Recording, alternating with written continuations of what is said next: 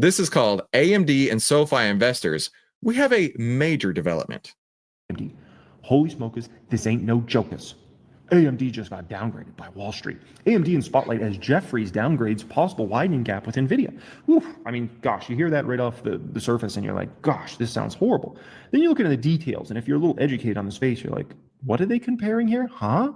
AMD was in the spotlight on Thursday as investment firm Jefferies downgraded the semiconductor company, suggesting the gap between it and NVIDIA is widening. Okay. Our proprietary benchmarking report suggests real-world throughput of NVIDIA's H200 across a range of open source models is substantially higher than AMD's MI300X. What? Despite MI300X's higher advertised T-flop and memory bandwidth. First off, what are we talking about here? MI300? Like, if you're an AMD shareholder, you care about the next product that's coming that we'll discuss in just a moment. Like, to be caught up in the whatever the 300 is versus H200, that's an irrelevant conversation. That's a relevant conversation if we were talking a year ago, 2 years ago, 3 years ago, or something like that. That's an irrelevant conversation to where AMD is going over this next couple of years here. Like, what are we talking about here? Referencing NVIDIA's Hopper line of GPUs, which were released in 2023, a valid pushback would be that AMD's solution is not well optimized for the models we tested. But we view this as exactly the point. These results underscore the importance of NVIDIA's mature software stack for managing GPU efficiencies, and the gap will widen as system performance will become more important. Curtis, who lowered his rating on AMD to hold from buy. So he had buy on the stock. Now he went to hold based upon this outdated information here, apparently. Okay. Now he has a price target of 120, which his old price target was 135. Added that the gap is expected to widen between NVIDIA's Blackwell line of GPUs in full-scale production. I would bet that this is the first of many downgrades to come. In fact, we can actually look at the analyst ratings here in Outlier. I don't know if this one just came through. Let's take a look. If you go over here, you click analyst ratings. Yeah, there it is. All right, so this came through yesterday from buy to hold, price target from 135 to 120. Well, this one came out from 170 to 130. Again, another one just last month from buy to hold at 120. I think this is going to be a ripple effect. I wouldn't be surprised at all to see more and more analysts start revising down their targets, because if their targets are up at like 170, 185, 200, and the stock is half that price, 2/3 that price, that's not good for them, right? And so here's the thing. A lot of people put a lot of stock, not really pun intended, but a lot of people put a lot of stock in what analyst ratings have to say, and I don't know why. They do have probably the smartest people that you could ever imagine working on coming up with these ratings. They run all their cash flow models. They are pushing, you know what I'm doing, by the way.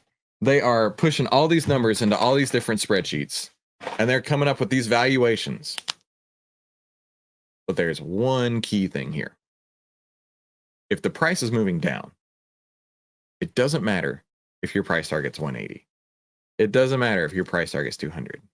Because at the end of the day, you, me, Jeremy, who came out with this price rating?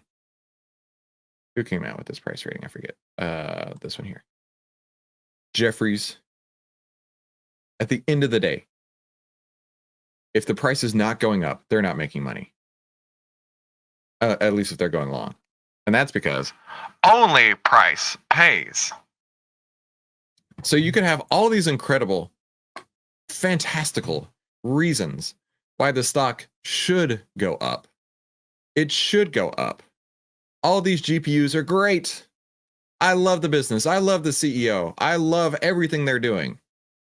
But the market doesn't. And this is such an important thing, right? Such an important concept to grasp. All stocks are bad, but every once in a while they act right. And this stock is not acting right now. Not at all. So to see one analyst start revising down their target, at least this month, we had 2 last month, I think this is going to be a contagion effect. And then that's going to scare even more people out of AMD stock. So yeah, I'm not surprised it was lowered, and I won't be surprised to see even more lowerings. And that should continue with the release of Rubin, which is set to release in the back half of next year, he added. Lastly, Curtis said that AMD has made limited traction in artificial intelligence, and there is expectations of a resurgent Intel. What? Okay, listen. If you want to talk about a resurgent Intel, you could talk about a resurgent Intel maybe in 5 or 10 years ago if that happens. But to even bring Intel into this conversation at all over the next few years is absolutely nothing but silly. Like, that's ridiculous, okay? But let's compare AMD and Intel. So come over here, do a side-by-side chart. We'll put AMD on the left-hand side. Looks like I already had it there. And let's put Intel INTC on the right-hand side. All right, let's zoom out just a smidge, make sure they're at the right time frames each. Okay, so this is approximately the same time frames here. Neither one of them are great, but Intel is significantly greater than AMD. I mean, AMD is just pure downtrend, just pure stage 4 downtrend. Intel, however, looks like it already had its stage 4 downtrend and might be hitting stage 1 consolidation. Now, what in the wide world of sports does that even mean? Come over here. This is called the market cycle. Right? The market cycle looks like this. Stage 1 is when prices are consolidating. Stage 2, this is what everybody wants. This is the exciting part of trading. When prices are going up, this is the hope, optimism, belief, thrill, and euphoria. And then stage 3 is the top where the moving averages start crossing back over. This is where people are taking their profits. And stage 4 is where a lot of stocks are right now. A lot of stocks, including AMD. They're in the anxiety, denial, panic, capitulation, anger stage. And the frustrating part about this is that so many investors look at this stage as a buying opportunity. So many people on YouTube are pushing stocks that are falling knives. And they're saying, this is such a great opportunity to get in without the knowledge of what the market cycle looks like. Every stock can go through this. Your job as a trader, as an investor, as somebody who's putting risk on in the market is to figure out when it's going up and not buy it when it's going down. And you know how to do that. You know how to do that. That is with the Outlier Trend Template. The 10 over the 20, price over the 50 will tell you it's a bullish trend. Now, AMD has not had that except for a day, a single day, and trends bend, right? A single day, it came right back down. Intel has actually had a couple moves up. Let's see, we got one right here. One green light came through right there. Your 10 over 20, price closing over the 10, green light right there. And then price closing under the 10, right? You could have made a couple bucks right there. Could have lost a buck, could have won a buck here and there, right? And then another time, another one over here, whereas AMD the whole time has been pushing down. Now, can we see the difference? Type the letters MC in the chat. This is from November 23 to now. November 23 to now. Do we see the difference in where these 2 points are? In fact, don't type MC in the chat. Type where you feel like it is in the market cycle for AMD.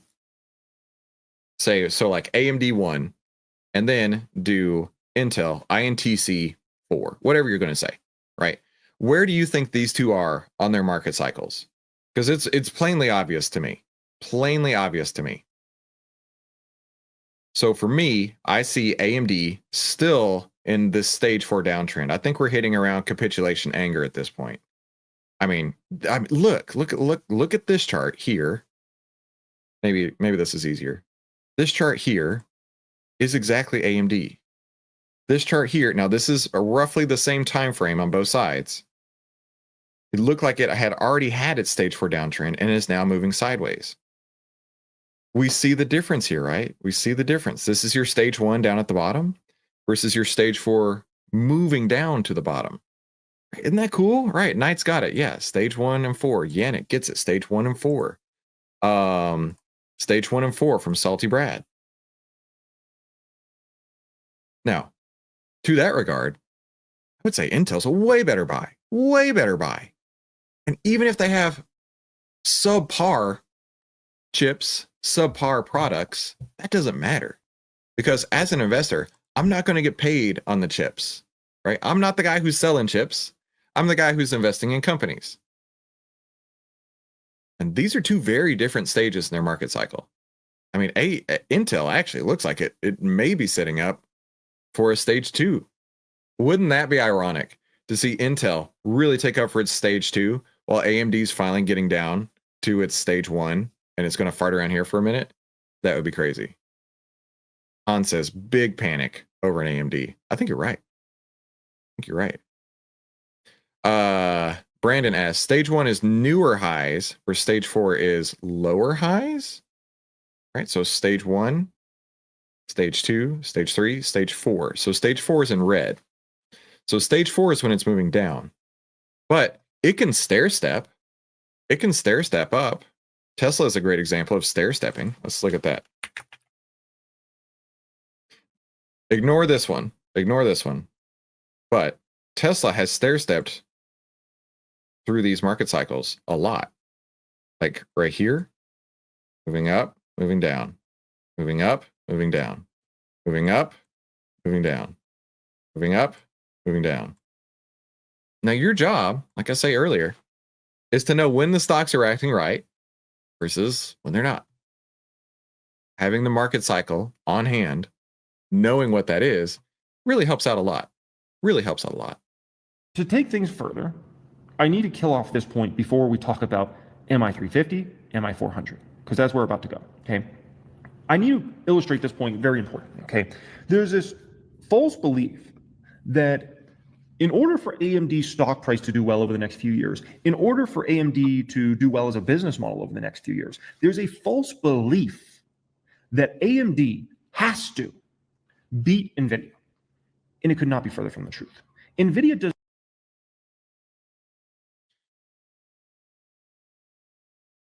Let me think about that for a moment.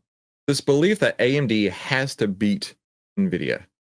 I mean, if this is a sports game, then yeah. But if you're an investor, you can buy both. I mean, unless you put everything into AMD and you don't have any money left. But as an investor, you're allowed to buy both. Because here's the crazy. This is something you may not have heard of this before. If the market is going up, that's going to help you. So you could buy both.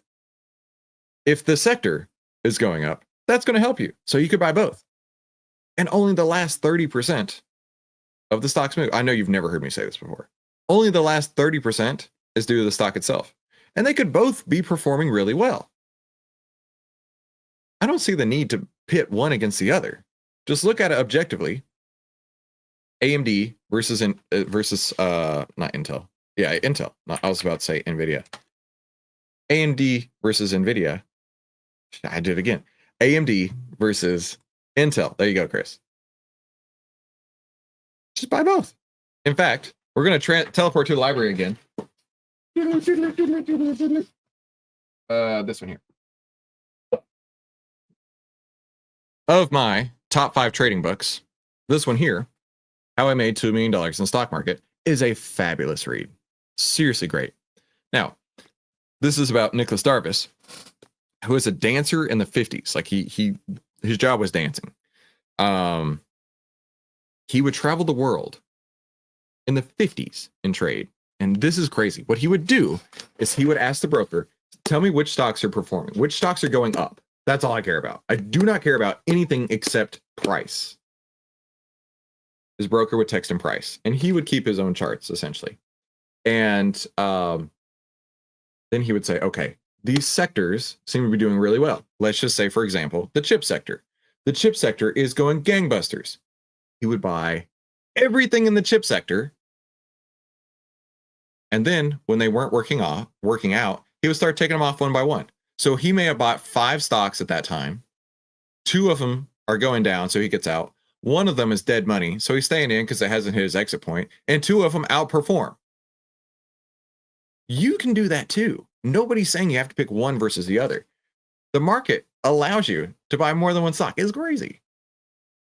So I don't know. I really don't feel like pitting AMD versus anything really matters, because price is the only thing that matters. So let's scooch this up. I want to see the news on SoFi. I know there's some big SoFi news going on. I don't really care about AMD anymore. Here. Well, what's going on with SoFi actually has very little to do with SoFi. So basically, yesterday, Vlad over at Robinhood showed off some new things that Robinhood wants to do, right? Including adding, as you see the headlines here, Robinhood keeps adding services. Banking and wealth management are the latest. Robinhood is moving into banking services with luxury perks such as same-day cash delivery. Robinhood unveils plans for new banking products, right? Boom, boom, boom, boom, boom. So they're moving into banking territory, right? You know what? Let's compare. I know a lot of y'all been asking for the hood lately, so we'll do Robinhood on the left and SoFi on the right. Interesting. They look really similar, don't they? Man, these two look really similar. This is the same time frame here. That is super interesting. Oh, wait. That goes back to my point of you can buy multiple stocks in a sector and they can move together. This is a perfect example. These are almost analogous to each other. You could almost lay one on top of the other and it'd be the same thing. That's super interesting. Which this has people very worried about SoFi because SoFi operates in the banking space, right? Robinhood CEO sees Amazon-like subscription model as path to loyalty and financial services. And so Robinhood CEO Vlad is bundling more services into the company's $5 a month subscription service. Listen, and I believe they mentioned Costco as an inspiration here. I think it's a great move for Robinhood. Great move. I have nothing bad to say about Robinhood in regards to the situation. I think it's a natural next extension for them.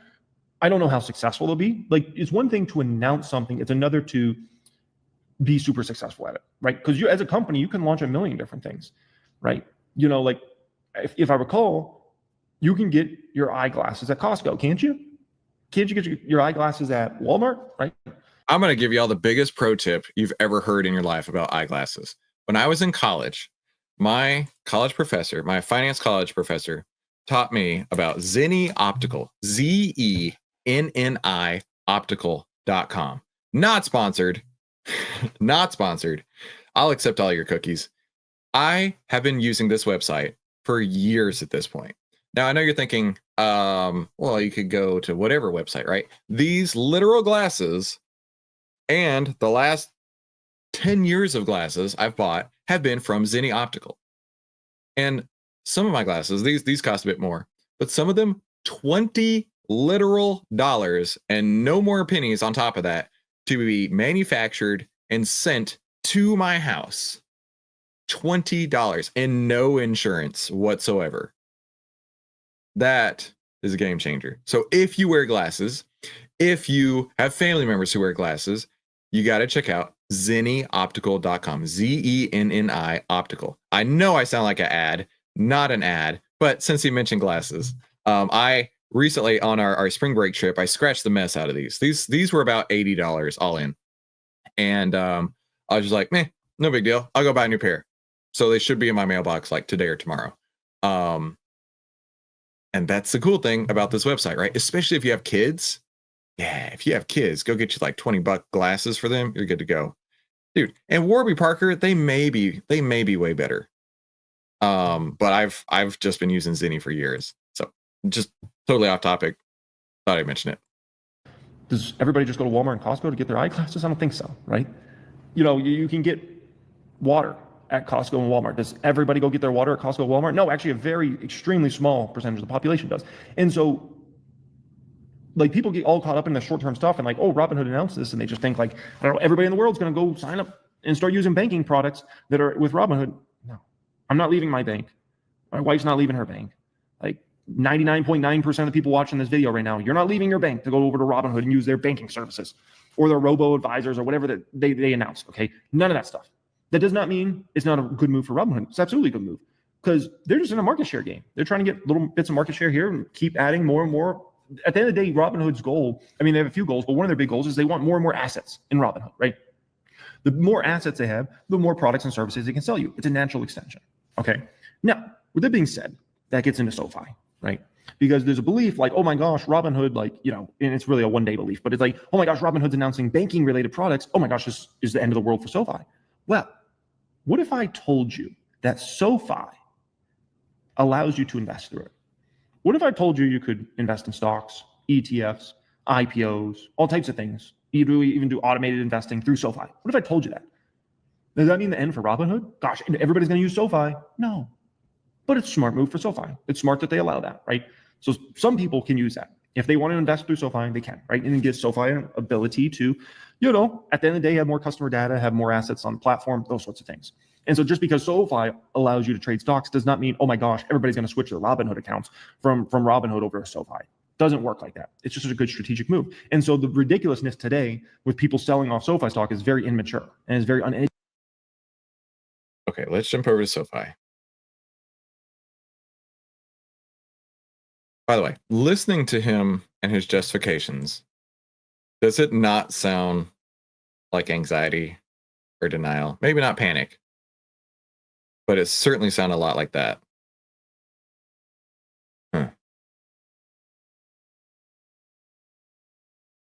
Huh.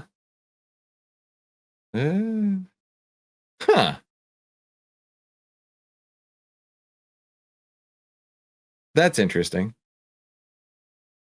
Put a J in the chat. A J in the chat for Jeremy. If the way he's talking right there sounded like anxiety and denial, which ironically lines up really well with that. Isn't that crazy? And that's the funny thing about investor psychology. This doesn't change. This doesn't change. Now, I don't know if Jeremy owns SoFi or not, but the way he's talking about it, the justifications that he's talking about it, really, to me, sounded exactly like that. That's so interesting, isn't it? Yeah, everybody's throwing J's in the chat. Super. Oh, Andy. I think it's Jeremy's delusional conviction that attracts people because a lot of people like to avoid feeling responsible for their decisions. Ooh. Actually, funny story. I saw one of his comments on this video that made me laugh. It says, my goal was to make $1,000 in SoFi this year.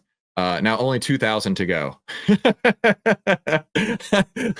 My goal was to make 1,000. Now I have $2,000 to go. That's pretty funny. Educated on how the stock market, how stocks work, how companies work, and really how business fundamentals work. Because just because you announce something does not mean like Amazon tomorrow could come out and announce they're going to have a full suite of banking products. It does not mean everybody's going to go switch to Amazon to use their banking products. It's not the way this works, okay? So just ridiculous, right? And when it comes to SoFi, this company's had an incredible growth trajectory. They should continue to have an incredible growth trajectory over the next several years, right? Anthony Noto just has to always get the company through recessions, out to the other side, and boom in the good times, right? But at the end of the day, if SoFi doesn't hit their numbers over the next few years, it will have nothing to do with Robinhood. That will be like Anthony Noto and SoFi didn't execute well. If this doesn't happen, it'll have nothing to do with Robinhood. So the fact that people are freaking out over Robinhood today is ridiculous. But nowadays, nothing surprises me in the stock market. So I'm not surprised that the stock was down 6% today because everybody was freaking out over, Robinhood. Oh, I see right here. Okay. But also, right, it's been in a downtrend for a while. And the very last red light was all the way up here at $15. Now it's down to 12. What's that in percentage terms? Jeez. This is why you follow this channel. This is why you're going to tell everyone you know that if you want to be successful in the market, you don't listen to jokers like that. I am Batman. He's the Joker. All right. Who would you rather listen to when it comes to your money? Bruce Wayne or the Joker? I'm telling you, avoiding 20% down moves. That's how you stay in the market. That's how you stay in the market. And you could just throw the red light on there. Throw the red light on there. So we're going to wrap it up there. But let me introduce myself. I'm just some random guy named Christopher Yule. I've twice been awarded top 100 people in finance. I was mentored by 5 of the market wizards, the best traders of all time. I've been successfully trading since 2009, and this is where outliers like us save time, make money, and start winning with less risk together as a team. So go ahead and subscribe if you haven't already. And let's go over and let's do a poll. What do you think? Over on my YouTube channel, I've got a poll today, and I want to get your opinion. We've been trying to make these polls a little bit more difficult, where it's 2 solidly good answers. First, so like I said, go over to my YouTube channel and vote. The question is, dangers of watching every tick are twofold: over trading and an increased chances of prematurely liquidating good positions. What do you think? Now, I agree with this completely. Before we get to the two options here, right? I know that there have been times where I've sat at my desk and just stared at the screen, like obviously trading daily candles, but I'm watching every 1 minute candle to see what happens. That's not a lifestyle I want to live, right? Know where your levels are, and once you get to those points, get in. Once you get to those points, get out. And the rest of it, in my opinion, is a distraction. So every tick is noise, not a signal, or every tick holds valuable clues. I want you to go vote. I want you to vote and tell me what you think. And if you're ready to save time, make money, and start winning with less risk, head on over to outlier.com. You can get Outlier for just 82 cents a day with the annual pass. And if you're on the monthly plan, we now have a one-click upgrade button, so you can save 64%. Now it's time to look at some of your stocks. So put your stocks in the chat while you vote, and let's go take a look at them. Be sure that you're putting in the stock name and long and the stock name and short. So for example, AMD long, AMD short, SoFi long, SoFi short. That's what I want to look at. By the way, Tom Nash emailed me and he said, Chris, you really still need to go back to ranking the videos. You really need to go back to ranking the videos. And so I was like, all right, well, let's chat on that first. I just don't like the mean girl energy around it. Yannick, MMC long. MMC. So first, Yannick, we've got a weak market, so that's working against it. However, we did just get this buy signal right here. Did you get this on our watch list today? All these buy and sell signals that came today, 53 new names on the buy list, 57 new names on the sell list. Yannick, did you get that from there? So MMC with the buy signal right here. You can see getting greedy. I like greedy, and it has been raising its greed value over here. It's currently at a value of 67. You can see that over on this side as well, 67. The financial sector is definitely looking sharp as well. Losing fear almost into the greed for the whole sector as a whole. You've got the 10, 20, 50 crossed over here. So Yannick, this is off to a great start. Let's see if there's any outlier blocks soon to come to Outlier in its way, and I don't see any. This looks brilliant. Now it looks like we got earnings in about 2 weeks, which could be fantastic. Also, if you are familiar with the phrase cup and handle, this looks like a cup and handle to me. Cup and handle meaning a pullback and then a push forward, followed by a smaller pullback and another push forward. And right there would be another breakout right there. This actually looks really sharp, Yannick. I like it a lot. But always know where your risk is at. So good one, Yannick. Ryan wants to look at Schwab, SHSCHW for a long. Schwab, we've got a buy signal. It's in an uptrend. Your 10, 20, 50s are all crossed north. You've got it getting more greedy. That's cool. The sector getting less fearful, more greedy. And you know what? This may be one that's impacted by this SoFi change, SCHW. I doubt it, but it might be. Oh man, poor timing on this. You've got an order block that just developed probably today, because it does take a few days for them to materialize. You've got an order block that just developed right here. So this, Ryan, this looks tough from this point, because if it were me, I would look to close. I would take the risk off the table here because I don't know how much time it's going to take to get through this order block. But you could keep a little bit of risk and say maybe if it closes under the 10 EMA, you remember that's a red light, right? A red light looks like this. A close under a 10 EMA alerts you that the trends are changing. Right? If it closes under the 10 EMA, watch out for that.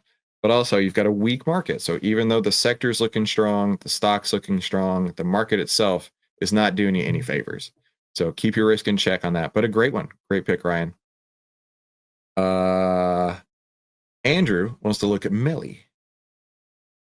Those couple tabs here. Melly, MELI.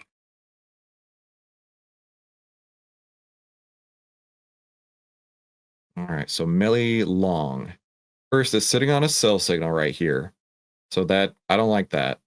The sector, discretionary sector, is getting less fearful. I do like that. The stock itself, it's kind of in limbo right here. Not too deep in fear, just right around greed. Not a whole lot at the moment going on. Let's see if there's anything on the charts that's pulling through. I mean, you got triple stacked order blocks. This one's going to be a tough one. This one's going to be a tough one, Andrew. Jesus wants to look at SMCI. When are the outlier blocks coming? I know, dude. I am like dying. I need the outlier blocks right away. We have a whole new charting package coming through. You can probably notice that the charts are different on this page, on the dashboard page, versus the market breadth page. They're going to look more like the market breadth, and they're going to be snappy. Look how snappy these charts are. I'm so excited about this. I just don't know, like they're literally being worked on every single day. But if we look at SMCI, looks like we might have a downtrend crossed over right there. You saw how greedy it got a while ago. You got a buy signal, could have made a ton of money right before the sell signal came through, right? You had to close under the red, you had a red light, close under the 10 EMA. And then it got more fearful, getting more fearful by the day. The tech sector was getting less fearful. Looks like it has maybe stopped at this point. Let's look at SMCI. I know that's a really popular one. Yeah, you've got a bearish cross down right here.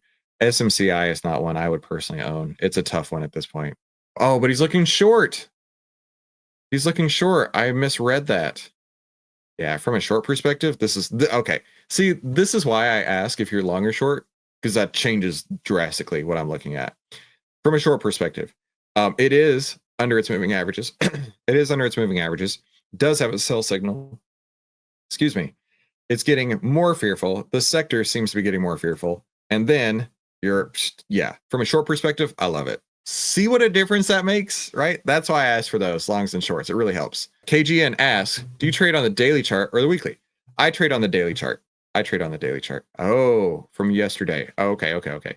Yeah, dude, listen, stocks go up, stocks go down. But the most important thing is position sizing and knowing where you're going to get out. If it closes above the 50 period, I would get out. I would get out today. Sometimes that happens, dude. Sometimes that happens. Of course, having a position size where you can sleep at night makes a big difference. All right, let's go refresh this page and see how y'all voted on this poll here. Okay, dangers of watching every tick are twofold: overtrading and increased chances of prematurely liquidating good positions. What do you think? Every tick is noise, not a signal, or every tick holds valuable clues? So for me, I mean, both of these answers are right. Every tick holds valuable clues, right? You could look at, let's look at AZN on a 5-minute chart. On a 5-minute chart, it was actually going up by the end of the day. It's going up right now. On a 1-minute chart, it's going up right now.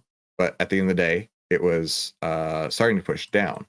But on a daily chart, it's in a downtrend. As of yesterday, it was in a downtrend. If it closed over the 50, I wouldn't say that. So every tick holds valuable clues. Every tick is noise, not signal. I'm really curious to see how y'all voted. Every tick is noise, not signal. Every tick holds valuable clues. I mean, they're both right. I would say this. Every tick is noise, not signal. 76-24. Cool. All right. That doesn't mean one's right or wrong. I just like hearing your feedback on these. I want to see how you voted. So be sure to tell me what you're trading in the chat and come back for this afternoon's live stream where outliers like us will save time, make money, and start winning with less risk together as a team. Now, YouTube is going to pop up a couple recommended videos. I recommend you watch one of them, and I also recommend you have a fantastic day.